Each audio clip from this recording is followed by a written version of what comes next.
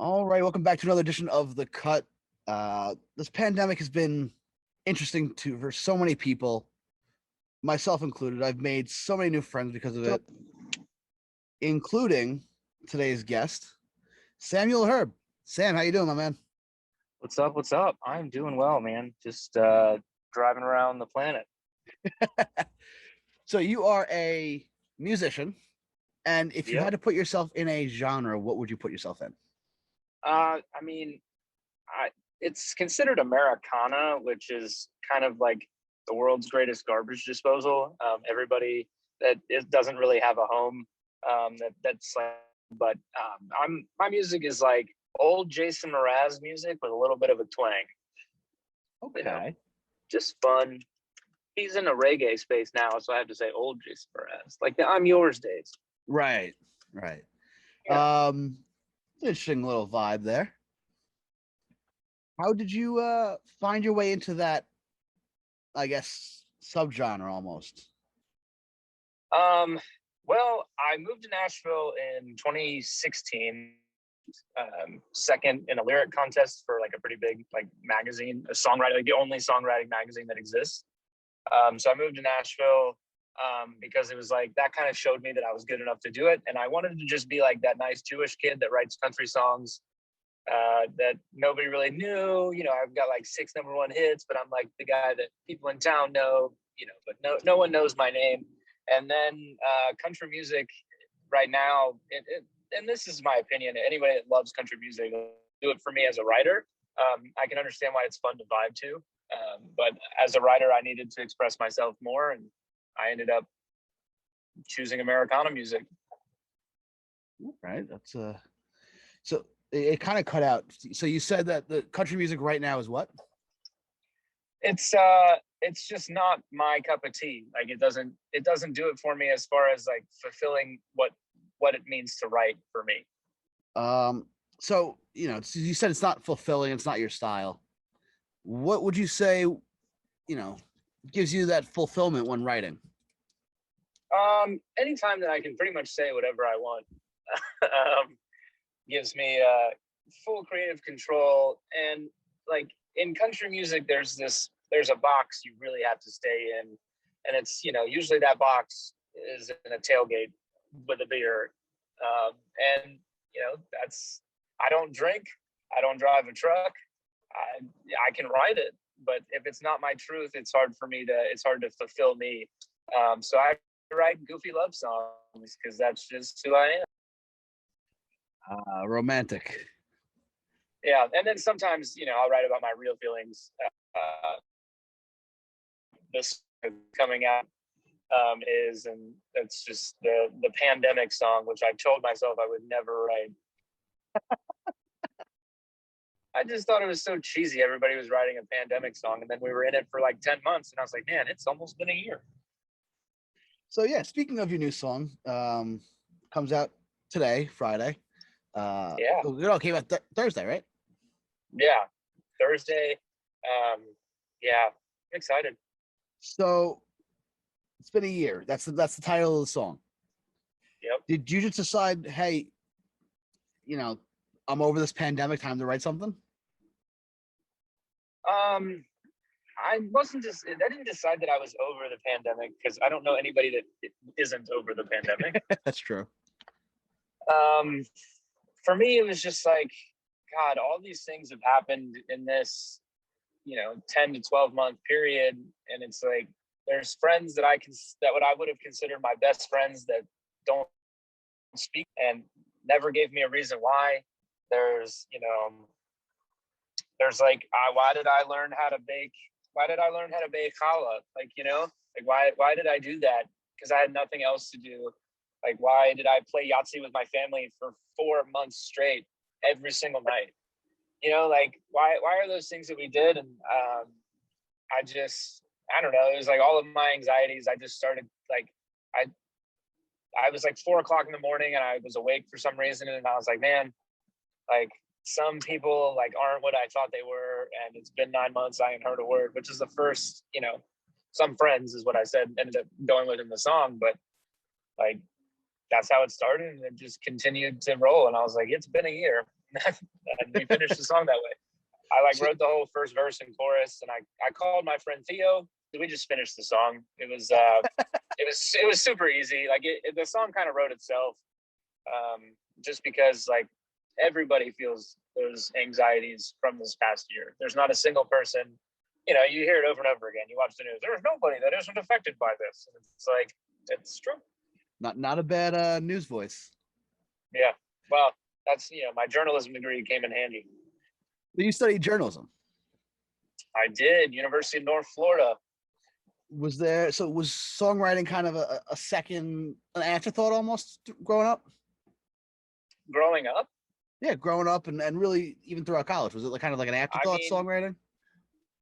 I mean, growing up, I played 14 years of baseball. So if you'd have asked like 7-year-old Sam, he'd be on the Red Sox right now. But he's not. So, I mean, growing up, I wanted to play baseball. And then the second I picked up a golf club, I wanted to be a golfer. And then when I got to college, I mean, I started writing songs when I was 16, just because it was the way to get like how to tell a girl I liked her without telling her I liked her in a cheesy way, even though the songs were cheesy. And I picked up the ukulele at 16, guitar at 17. And at this time I was just picking up a golf club, you know, going through a lot of like weird transitions where I didn't want to play baseball anymore, which is my first love. And then when I got to school, you know, they're like, oh, well, you can't play guitar for a living. You can't write songs for a living. That's not how that works. You just, you know, you should get a degree doing something that you love also. And I was like, well, I love sports. So sports journalism, I'll be a guy on ESPN or something. I'll work for the Golf Channel, whatever. And, you know, while I was in school, I'm thankful that I learned all that stuff, because I do a lot of like, you know, video production stuff for, at least when I first moved to Nashville, I was shooting videos and taking photos for other artists to make money. I ended up with Dierks Bentley. I've done stuff for Kane. I shot Kane Brown's engagement party.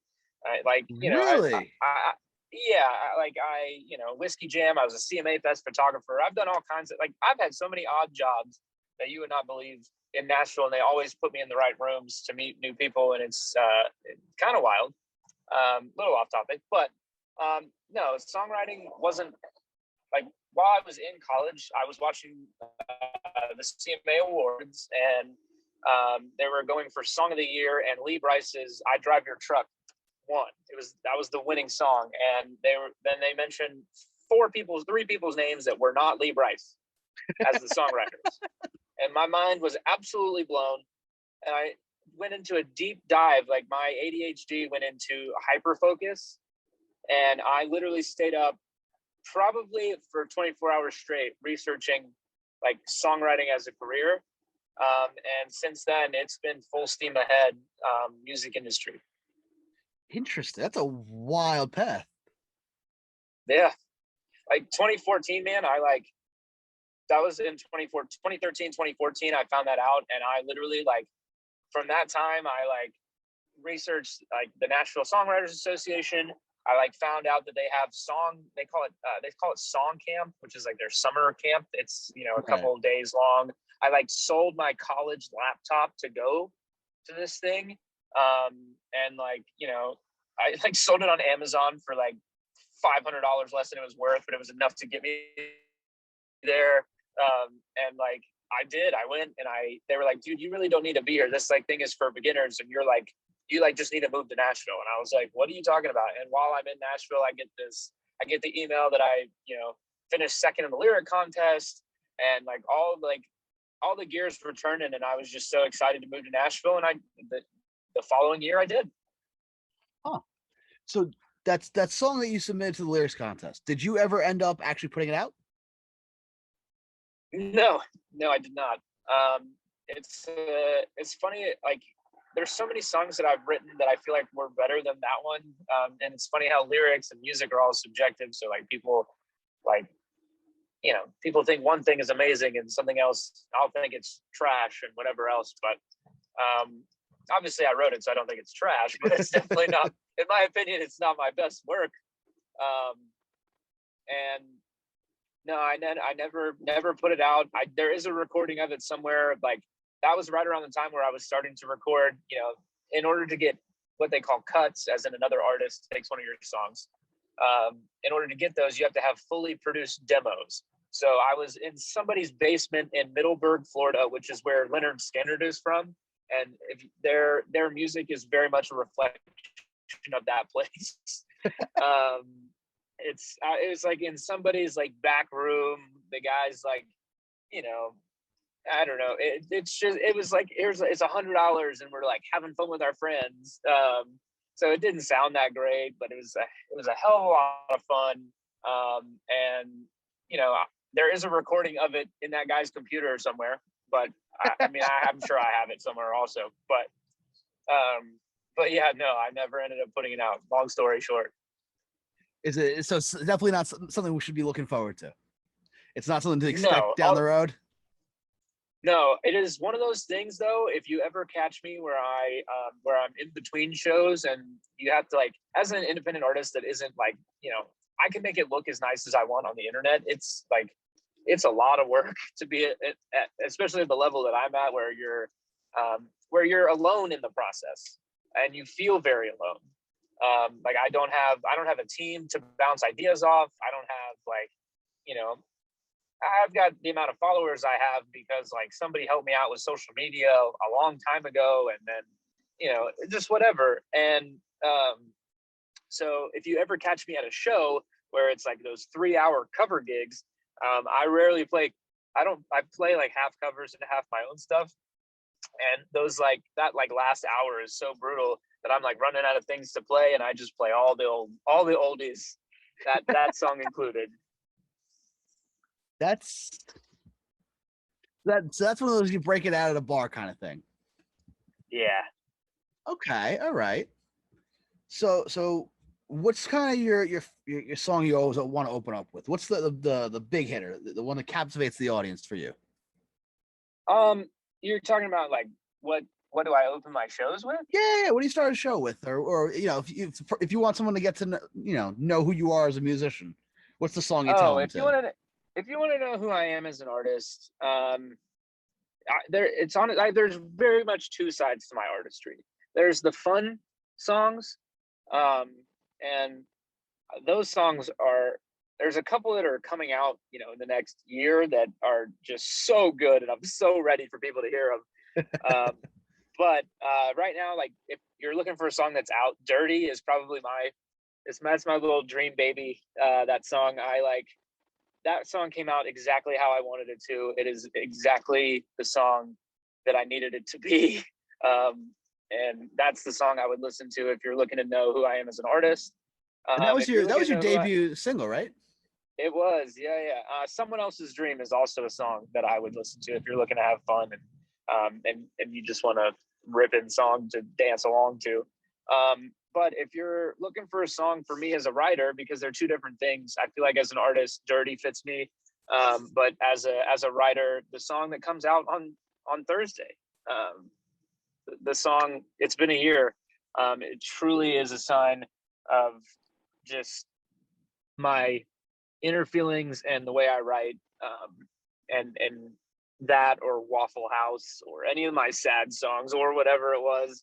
Those are like my favorite songs that I've ever written, just because I felt them so much in those moments. So my introduction to your music personally was actually Waffle House, and I think you and I became friends right before you actually put that out. And you know, I listened to it on Apple Music and obviously Spotify. You can find Sam's music anywhere. But you start the song by saying this is a sad song. Well, I kind of want to warn people when they're like, "Oh, sweet, it's a song called Waffle House," because people have a lot of good memories at Waffle House, especially in the South. That's like the spot everybody goes to because they never close. So this is pretty much your warning. Hey, this is a sad song. This is not what you think it is. Yeah, absolutely. Like, heads up there. This is not we're getting lit at Waffle House. This is my ex is cheating on me, and you're about to know the whole story of how I found out. So this is a true story? Oh yeah, absolutely a true story. Oh my gosh. It's a story all about how my life got flipped upside down. just take a minute, sit right there. I'll tell you how I got cheated on at Waffle House. Even though it doesn't rhyme with Wow. Bel Air. So you wrote the song, you put it out. Has your ex heard it and said anything about it? You know, do you know what it is? She hasn't said anything about it. I have no idea if she's heard it. Couldn't tell you. I haven't talked to her in about 3 years at this point. So you're So I just have no idea. airing it out there. Yeah, I mean it's sad, but I got some good songs out of it. I actually wrote that song about a year, almost 2 years, a year and a half after everything happened. I was watching a TV show on Netflix and just got like heavily triggered by a cheating scene in the show, and I just went straight into my basement, and I was like, as far as I know, she's at Waffle House. And I just started with that and just rolled. So is the songwriting process for you just one of those things where it's once you feel some sort of inspiration, you'll write, or are you gonna try and write an idea down and banter with it and see where it goes just from an idea? It really depends. If I'm feeling something in that moment that is moving me to the point where I need to physically get up and walk, then I'm gonna write most of the song. I'll write the first verse and the whole chorus by myself, and then I'll call some friends the next day and be like, yo, this is what I have and I need your help, because I always bring other people into it to make sure that the song is, one, good, and two, like, I'm not crazy. You know what I like I'll have ideas and I'll be like, does this make any damn sense to anybody but me? And that's kind of what I use my co-writers for. But yeah, I songwrite. But the other thing is, I'll hear something like a country title, for instance, and I came up with a country title that I wrote called "My Redneck of the Woods," right? And that's something that doesn't like. It's a great title. It's like something that you would want to turn on at a tailgate, at whatever. But it's not something that like was moving me to write this song. So I sat with it and I pitched the idea in a room, and the guys I was with like loved it and they were like, let's do it. So we wrote it. That there's two different like sides to everything. You should have held that title, sold it to like Luke Bryan or some of these guys that can turn into a one of those multi-platinum hits, and just be like, I'll just get a little cut for the title. I can confirm that Kid Rock has heard it, but he did not take it. So Kid Rock has heard that song. Yep. Yeah. So we pitched it to him, and I mean, that's how it works. That's how you write a song, and then you find a publishing company or a friend of a friend of a friend who sends it to somebody who sends it to this person, who it somehow ends up in Luke Bryan's hands, and that's how it works, man. It's an insane game, but if you end up with a small win, life is good. So you've been in Nashville writing songs, touring a little bit for what? How long? It'll be my 5-year Nashiversary is in September. 5-year Nashiversary. Is this like one of those things that musicians and songwriters celebrate, kind of thing? Yeah, well, there's a joke, and there's a couple of jokes in town, and they both revolved around something that's the 10-year town is what they call it, and they call it a 10-year town. And then the other saying that they say is, it takes 10 years to become an overnight success. I think I've heard that one once or twice. Yeah, that's the old Chris Stapleton adage. Love Chris Stapleton. Yeah. So you're about halfway there. We're getting there. It's important to not put a time frame on it. It's also important to not it's important to not have any expectation. And that's very much easier said than done, because life is a scoreboard, and I can look at everybody else's Spotify numbers and Instagram engagements and whatever else. But at the end of the day, like, I believe in what I'm doing, and I'm excited about all the music that I do, and I know that other people will eventually get there. And that it's just the trek you got to go through to make it to the point where you can't be ignored. Right. Do you find yourself looking at those numbers here and there? You're like, oh, thought this one would do better, or oh, I'm really glad that one blew up like it did, or I wish I had this Um, guy, because you said you're doing it all on your own, right? yeah. So a lot of times, there's a lot of like gatekeeping is an awful word, but it's kind of the word that exists. Like the people don't see how things work on the back end as far as like how does a song end up on a Spotify playlist? How does how did I find this new artist? It's like you didn't find them, they found you, and somehow you think you found them. And that's how teams work. Like that's how a team, like an artist team, is supposed to work.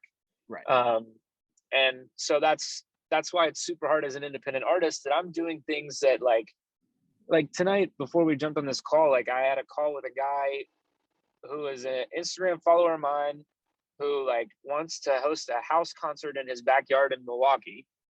And then Right. while I'm on the phone with that guy, I have to create my Spotify canvas, which is that video that plays behind like on your Oh song. So yeah. I'm physically in Premiere doing a video that I shot in Las Vegas like 2 days ago with my friend who like was like shaky with the camera, and I'm like making it work. And it's Jeez. it's one of those things like it's putting lipstick on a pig for sure.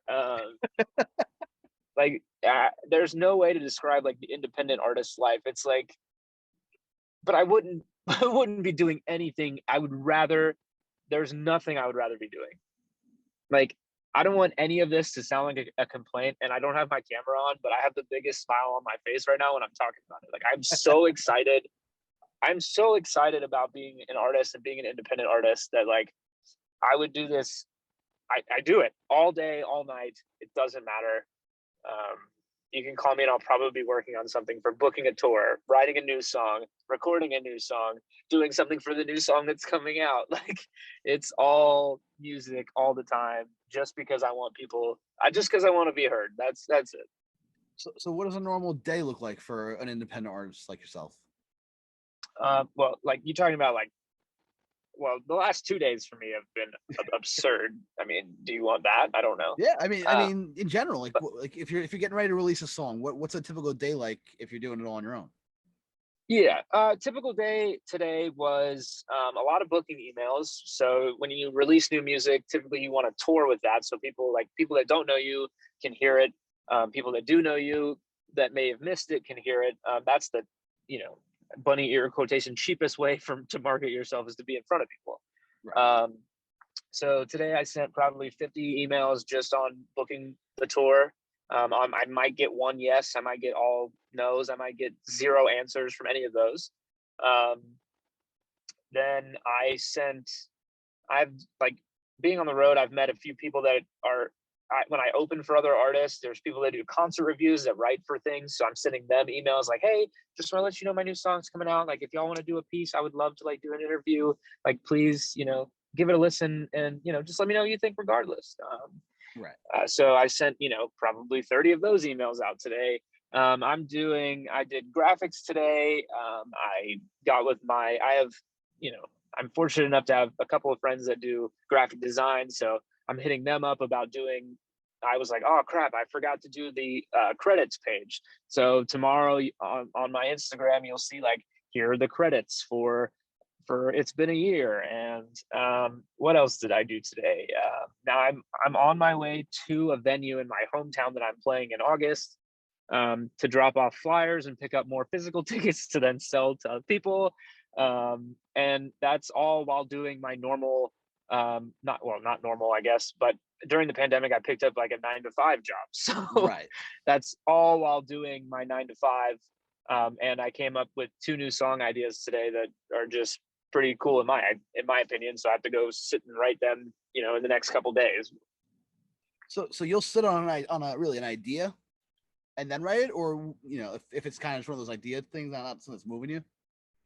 Yeah, if it moves me, I gotta write it. I gotta write at least the chorus. Right. But like the 2 ideas today were ideas that like, yeah, I think they would turn into cool songs, but they don't move me to do something right now. Right. That doesn't mean that they won't move me later once we start writing it. And the way that writing works is you schedule co-writes with people, and you're like, hey, let's write a song on so and so day, and they're like, oh great. So you get together on that day, and then you stare at each other for 20 minutes. You talk about like, oh, this is what I did. What have you been up to? Oh, I've been on tour. I've been in Vegas. I've been in Los Angeles doing this, doing that. And they're like, oh, that's so cool. And then you're like, well, what do you want to write today? And that's when I call it the hook book, because I think it's a funny thing to say. But you just pull out your little iPhone notes section and you start talking about your one-liners that you want to write. And that's how it happens. All right. That's an interesting way to look at it. Yeah, man. So with the new song, it's been a year. You wrote It has. this about 10 months or so into the pandemic, you said? I wrote this about 10 months into the pandemic. I wrote this in January. It was the first song of 2021 that I wrote. And I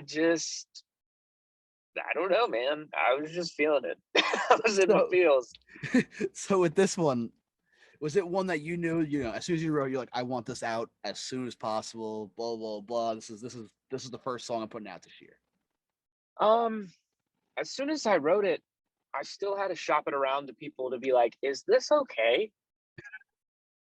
Like, is it okay to be talking about my like anxiety? Because like, I mean, at the end of the song, like the bridge is, it's been a year since I lost my insanity, but a year since someone else lost everything. Right. And that was the whole sentiment of the song. It's like, all I hear all day is people in the music industry, because that's what I'm surrounded by, but I'm sure everyone is complaining about how they can't go do this or they can't go do that because it's a pandemic. And it's like, I don't care that you can't go get your mimosa at lunch. Like, people are dying, and like, right. How am I going to sit here and be like, I can't go play shows and cry about it when like there's people physically dying from this? Right. And I didn't want to write a song about the pandemic, Right. Like, I just, it felt so insensitive and insincere until I wrote It's Been a Year. Right. Look at me rhyming and whatnot. Oh, it's a songwriter. But yeah, but I just, dude, I don't know. Like, is it okay? I hope it is. I hope people like it. I hope that people know that like I truly care. But this is how I was feeling, and I was trying to throw away my own feelings because someone else might be feeling it worse, when that's just not healthy. And this song is, other than like, the only non-truth in this song is like, I didn't personally learn how to bake bread, but I did help make a challah with a nice Jewish girl that lives in South Florida once. There you go. All right. So, I like, the sentiment is there. It's like, I got all this extra food, but I can't share with anybody because I might have a deadly, virus. Right. So yeah, that's the song. So I put out on my Instagram, anyone have questions, and I have a good one here that relates to the pandemic, and as you said, you started by people in the music industry as well as the industry. Yeah. How do you think that the pandemic changed the music industry for better or worse? I mean, even in relation to independent artists as well. In relation to independent artists, I would say the good thing is that I don't even know what the good thing is for it. I'm like trying to think off the top of my head, dude. It's been rough. Like, it's been one of those things that, yeah, like, this has been one of those things that like the rich have gotten richer. Anybody with a deal has like, they have like the ability to be in front of people online because of like cash flow and right, and all the production, whatever else. Yeah, I would say like the good thing that's come out of this is, for independent artists, for anybody that's in the music industry as a writer, it allowed us to sit with our own thoughts, which is like the scariest thing. But really, yeah, but like really good songs have come out of it. I guess that's the only like upside, I think. The good news for independent artists is when we finally get back to full capacity, absolutely everywhere worldwide. Maybe our friends will show up to a show. Those Dude, friends like that'll be it's like, so yeah, man, I'll get that. You know, I'll have something come up. Right? yeah. Those Like guys. of course, like like you're on stage and your phone is like buzzing with text messages about people telling you why they couldn't make it, and it's like we all have lives. And I really like, I truly get it. That's like the most discouraging thing is Yeah. like my livelihood, my career, my excitement, my passion wasn't important enough to you. That you had to like clean your tuba or something.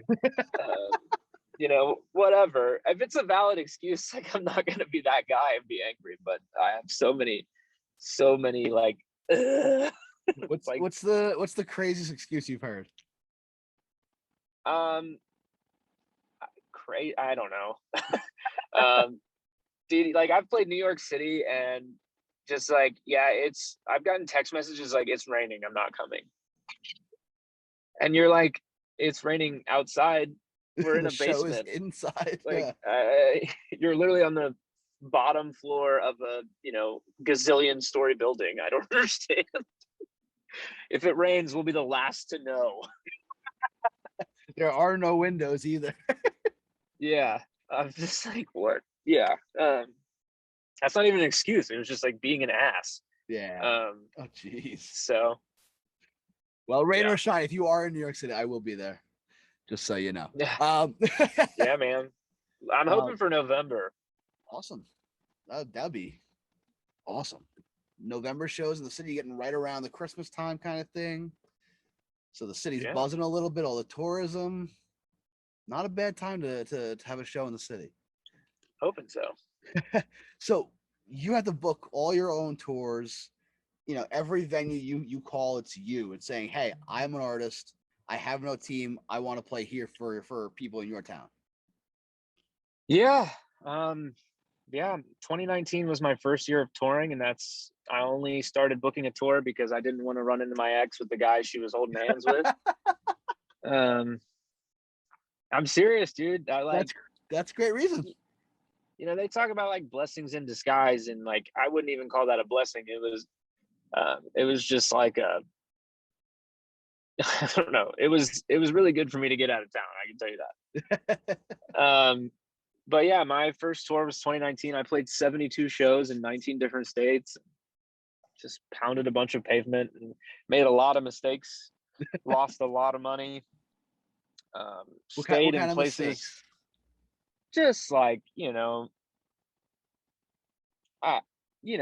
make it to the venue and they told you via email that like it was one price, and they were like, oh, well, that was for something else. And you're like, well, I'm in Fayetteville, Arkansas. I just drove 7.5 hours to get here. Like, you're not going to pay me $50 to play for 3 hours after driving 7.5 to get here. And now I have to stay at some goofy frat house and at my friend's cousin's fraternity. And that's what we did, man. And then like the next show was in St. Louis. So we drove to St. Louis and we didn't have a place to stay. So we slept on top of the bar because we knew the bar owner. So you drove from Fayetteville to St. Louis, staying at a frat house of some sort of extension that you knew. We never saw it. It was a friend's cousin frat, like fraternity. A friend's cousin's fraternity. And then you slept at a bar? Yeah, and then we slept at the bar the next night. Yeah. Wow. So like when people see I'm on tour, they think it's amazing, and it is. Like it truly is. But the things that people do on the back end in order to make things look amazing is so astounding that you wouldn't believe, Right. I probably wouldn't change any of it. I think it was a fun experience, but and I'm like doing all this. I don't drink, so I'm completely sober doing all these things. Yeah, which I don't know if that made it better or worse. It's like if I was hungover, maybe it'd be worse. But like I'm 28. I've never been drunk. Really? Yeah. Any you just not into that kind of vibe, or Oh no, I mean I don't have any judgment because I've never done it. But for me, it's I have a really big fear of being out of control of myself. I know what happens in my head, and I've seen that other people let things go that are in their head when they're intoxicated, and I just don't want to do that. I don't want people to know what's happening in my head. I might not have any friends. trust me when I say this, you're better off. I've been there. Well, that's the other thing. Now I'm 28, and people have been telling me I'm better off my whole life. So I just was like, yeah, screw that. I'm not doing it. So that whole not drinking thing kind of gives you a different perspective when you're writing songs. Then, in theory, kind of makes it stand out a little bit as you know, clearer head, more thoughtful songs, kind of thing, right? Yeah, I mean, I guess. I mean, if you listen to any of my songs, there's not a drop of alcohol in anything that I've ever released. And there's a reason for that. That's not who I am. I just, the only song that I have out that's not a true story is Lightning Bug Love. And I just like that song. And Can't Stay Here was not a true story when I wrote it, but it certainly became one later on. uh, but yeah, no, everything else is those are my true feelings, man. And man, that's the only way to do it, right? Just gotta Yeah. put your thoughts on the paper and put some music to it. So one thing that I noticed on your socials recently, you put it out there, just kind of shot in the dark. If everyone could Venmo you $1 to make a song, how whatever however much you need. I forgot exactly how you phrased it. Trying to pay studio call, whatever it was. Yeah, I'm like, I got 2,600 friends. If everybody Venmos me $1, I'll have enough to go back in the studio and record a song. I ended up with like $1,200, which each song, start to finish, you're talking like paying the session musicians, going through the whole process, producer fees, studio fees, all that, mastering, mixing, album art, all those things. And this is for one song. Comes right around $1,250. So it paid for exactly one song, but to get started, it only costs $200 to get started with the producer fee to start making the songs. So I started saving up. Like, that was literally like my down payment on 5 new songs, and we went in the studio and killed them, like destroyed them. It was so great. And I ended up having a lot more. Like, we're talking like 8 or so songs that are ready to roll as soon as I can find the right partners to make them grow as fast and as long as they can go. So you wrote out the 8, you put down the deposit, and you completed how many? 8. They're done. Oh, they're all ready to go? Yeah. Yeah, they're all mixed, mastered, ready to go. They're in, everybody's Dropbox files. It's like, hey, do you like this? Do you want to help?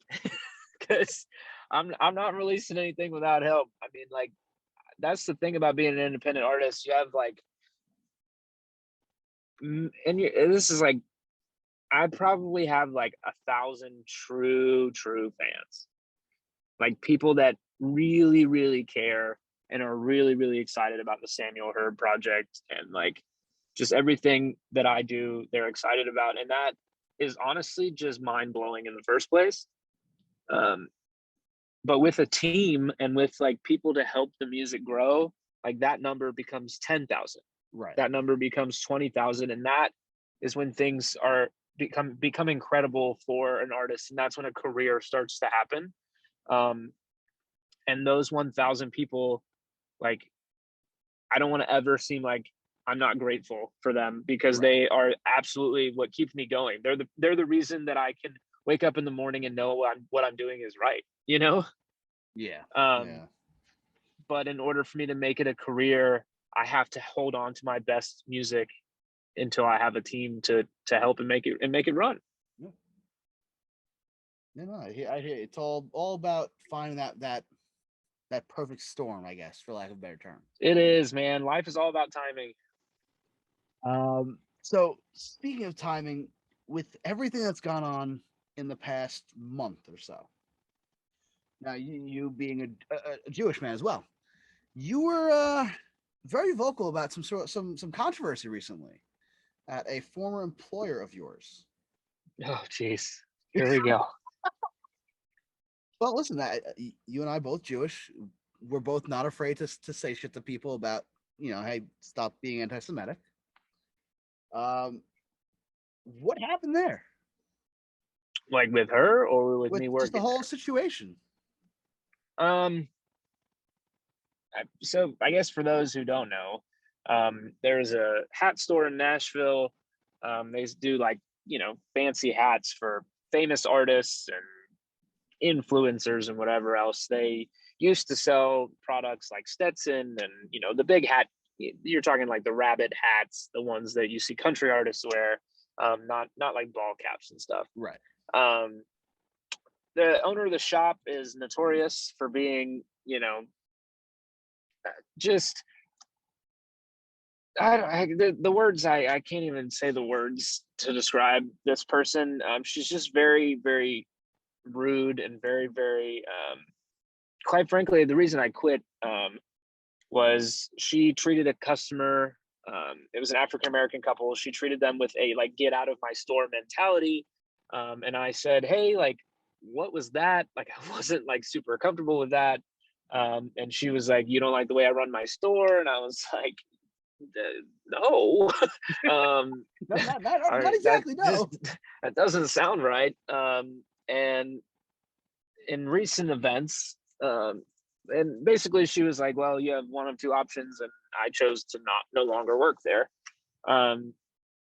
And that's another one of those blessings in disguise. I've been a full-time artist ever since. But it's in recent events, she compared not being vaccinated and being vocal about not being vaccinated to having to wear a gold Star of David, like Jews did in the 1930s to show that they were Jewish in Germany. And just that thought alone is kind of mind-blowing, that anybody could think that, and then for me to know her and be like, that's not mind-blowing that it was her. That's on brand. Yeah. I don't want to get too much into it because truthfully I don't know if I even signed an NDA while I was working there. So I have no idea. I was a kid. But I'm glad that I saw that in that establishment, and I'm glad that I saw that in myself to be better than that. And yeah, I don't know. I don't have too much to say. I mean, I do, but it's not, none of it's nice, and that's not right. But yeah, you were very outspoken about it, and good on you. That's exactly the kind of people we like to talk to. What else was I gonna say? I had a thought and completely slipped my mind. Oh, so with your first release of the year being it's been a year, how many songs are you looking to maybe get out by the end of the year? I mean, in an ideal world, I would get all 8 of these songs that I've got ready to go, but I think this might be the only one. I think it might be the only song this year.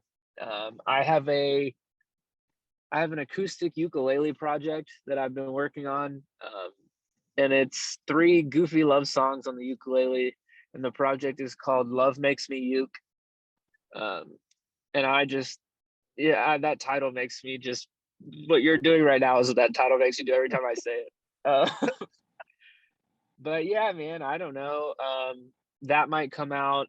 The songs that I have are so good, and I can't wait for everybody to hear them. I just need the proper, exit lane onto the entry, the ramp onto the highway, Right. Whatever the words are that I'm trying to say. I'm running on like 12 hours of sleep in the last 4 days, Oh, jeez. So, how does one even come up with a concept for album cover for that project? Have you even had thoughts about that? Or it's a great, fantastic title. Don't get me wrong. Yeah, all of the album art is done for everything. Oh, really? So Yeah, I don't want to give too much away about that because there's certain songs on there that if you heard the titles to the songs, you would know exactly what the art would be.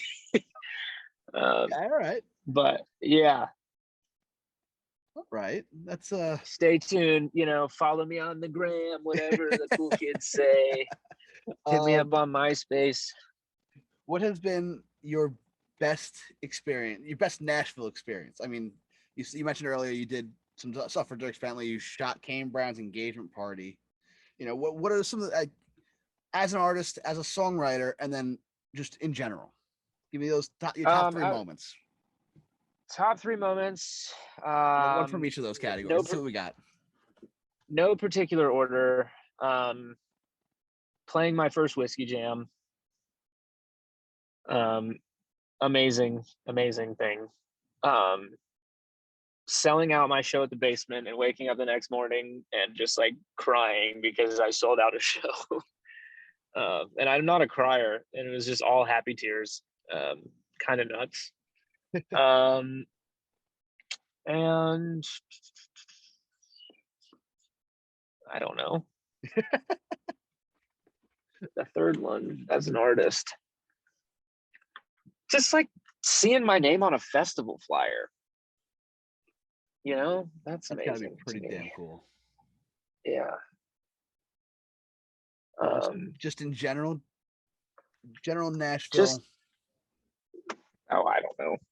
I've got so many goofy Nashville stories. They're all crazy to me. They all revolve around Whiskey Jam too.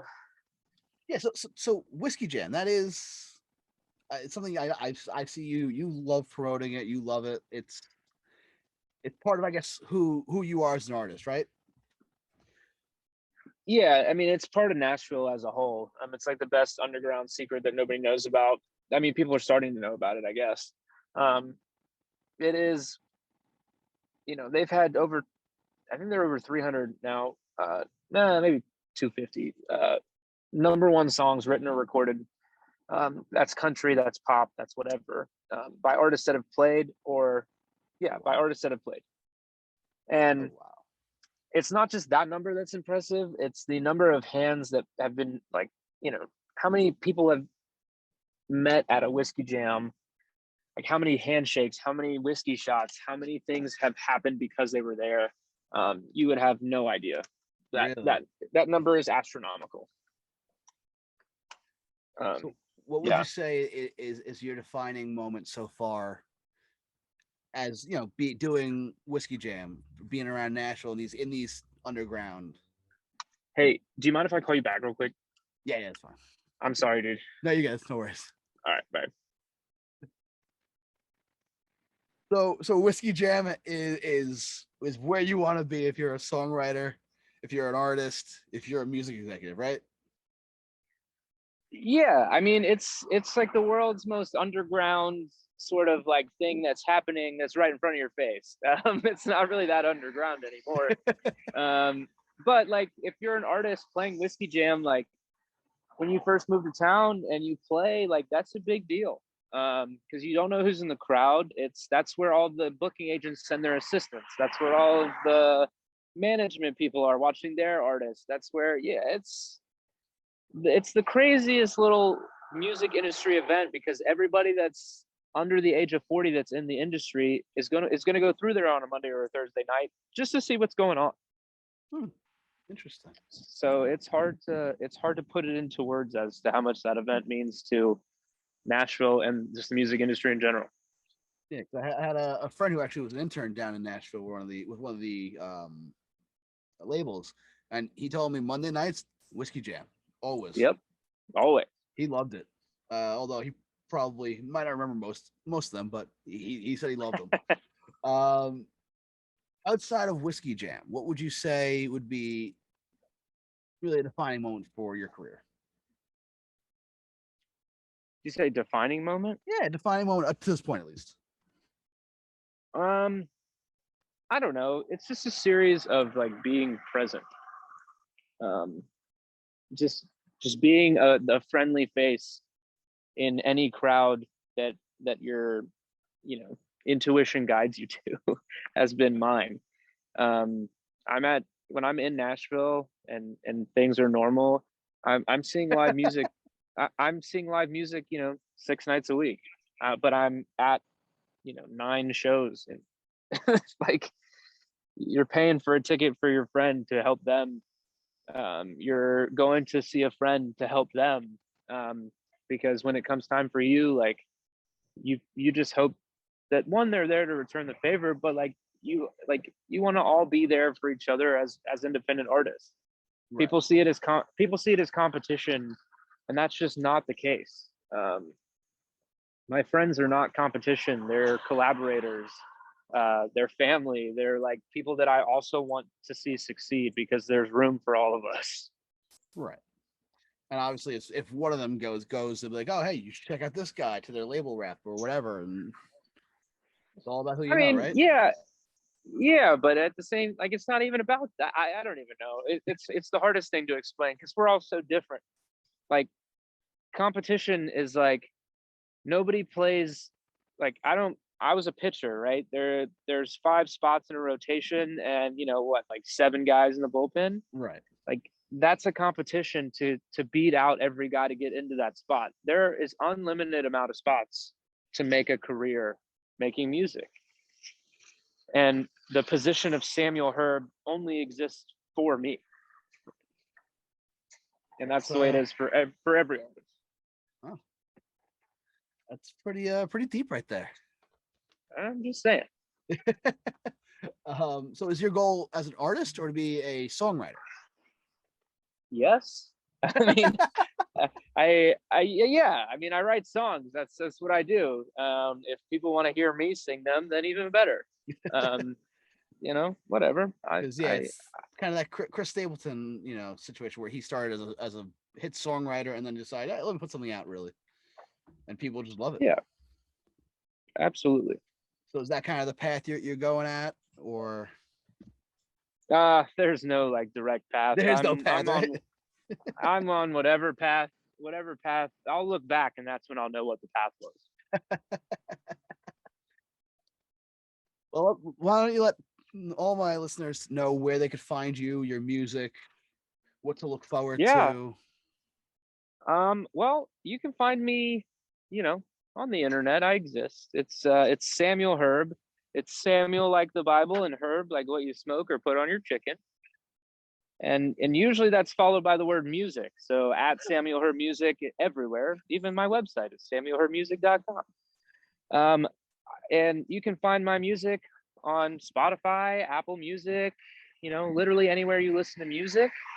And you can listen to my music with a clean conscience. Even if you don't like it, you can turn it on while you sleep. And every time that you play that song 1,000 times, I'll plant a tree in a national forest somewhere here in the United States. So that was what I was going to ask: is how did this whole tree thing come out? You have a song called "Just a Tree." You talk about planting trees. Man. You give me the rundown here, because then I have that, and I have one other question about your social media, because this thing's been driving me nuts. But start with the tree here. Start with how that all came to be. I have a feeling your question's about a certain bread. Got to get the bread, right? Yeah. Yeah, gotta get the baguette in there. So the tree thing started with my song "Just a Tree." I was doing a lot of research on as growing up like very Jewish, and I'm the youth advisor at my synagogue. We're always taught the Tikkun Olam, to repair the world, leave it better than you found it. All of that. And I found, like, in doing a lot of research, I just found that like streaming does like really terrible things to the environment. Wait, what? Yeah, like the amount of power it takes to use Netflix or stream Spotify like isn't great for the environment. Never would have thought that one would have anything to do with the other. I know. And I was like, well, my song's called "Just a Tree." I found this organization called One Tree Planted, and they plant. It costs $1 to plant a sapling with them, and for every 1,000 streams, I make $4.03 for every 1,000 streams as an independent artist. And I was like, I mean, I don't expect to make any money from the actual streams because the money is so bad anyway. Right. That like if I give 25% to help save the earth, and I give $1 of everything I sell in merch, and I give $1, like some of my like headlining shows will be like tree shows where every ticket I donate a tree. Like dude, I've planted almost 1,000 trees at this point. That's insane. That's awesome. Like I've effectively made a tiny forest, you know? Like I that just blows my mind, but it's also something that like I'm super proud of. Right. And I want people to listen to my music, and if that gives them a reason to, then like that's awesome. That's awesome. I'm personally gonna send you some money so you can plant the tree, and I'm gonna keep streaming the Yeah. music, obviously. Heck yeah. But now I gotta ask, because I tried to do some digging here. I tried to look through it, and there's a common theme here with your social media. Whenever you travel outside of Florida or Nashville, it seems there's always a picture with a baguette that you actually created an Instagram account for. Yes, Baguette. What the fuck? So let's see. How do I explain this? I was in Philadelphia, and I'm walking around the city with my friend, and in every and this is in 2019, I think March of 2019, every new city that I go to, I don't have any money, so I can't go to anything that costs anything. So I buy I buy like a $2.50 to $4 baguette, and I walk around the city and I enjoy my bread, and I just people watch, and I just I take it all in, but I would do this every city I went to. You're talking 10, 15 cities already. I'm buying a baguette and eating it and walking around the city. So my friend goes, "This is an amazing tradition. Can I take a picture with your baguette?" And I was like, "That's stupid. Sure." So we take a picture outside of the Rocky Steps in Philadelphia, and she and I look at it, and I'm like, "This is kind of hilarious. You're taking a picture with bread." And I was like, "Let me do that." So she takes this picture of me, and then we start making all these jokes about how I'm truly in a relationship with this bread. So the next day I was playing in New York City after I played in Philly, and I took a romantic picture in front of the Flatiron Building with the baguette. I'm eating it. I'm taking a full bite of it. It's a rainy day in New York City. And then the next month I'm in St. Louis, and I was like, "Yo, let's buy a baguette. You take a photo of me?" And that's when I made the Instagram account. It just turned into this. And people on the internet were like, "This is the funniest and dumbest thing I've ever witnessed." And it's just never stopped. She got a little hat when we went to Texas. That was fun. She being the baguette. Yes, she being the baguette. It's now a she. But I guess they're all different. They all go in my belly. So So this friend of yours that went to Philly with you, does this friend travel wherever you go? Is this your travel buddy? No, she lives in Philly. I was visiting her, and she was showing me around the city, and I was like, "Hey, can we stop at what is it, Penn Station that's there? I don't know. Penn Station's in New York City. They have that market there. I don't know." Yeah.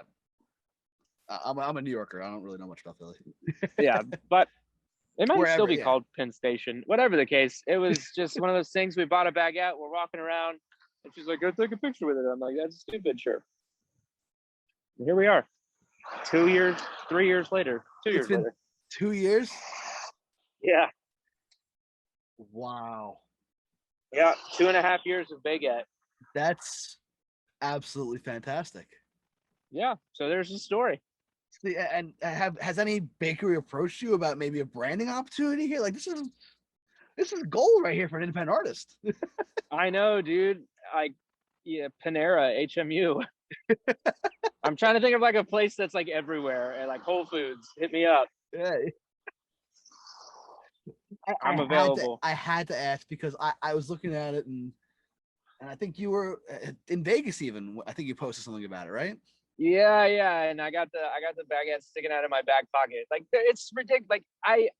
The issue is trying to come up with ways to not make it look phallic, and because it it looks sometimes the baguettes be looking like other things, you know. Right. But like also trying to do it like something different and like still make it like weirdly romantic. And the funny thing is like people, the stares you get from other people around, and sometimes you have to ask a stranger to take the photo for you, and you're like, hey, can you please take this photo of me? Let me explain to you that I take romantic pictures with bread and I'm not a psychopath, without sounding like a psychopath. That's got to be the greatest elevator pitch in the world. Yeah. So there you go. That's the story. Oh man, that is a fantastic story. Yes, I'm Samuel Herb, and you're watching Disney Channel. Is that what you do with Baguette. the, is that what you do with the bread? Do they do the walk Baguette thing? movements. Yes. So which city has the best baguette? Which city had the best baguette? Let's hear it. Yeah, let's hear it. Dude, that one I had in New York City was pretty bomb. I got it from Italy. Okay. All Yeah. right. Do you log where the baguette goes? Is it kind of like in your notes section there? No. No, I'm sure- I just eat them. And should we be expecting a song about a baguette at some point? Well, as far as you know, all of my love songs are actually about my bread addiction, you know?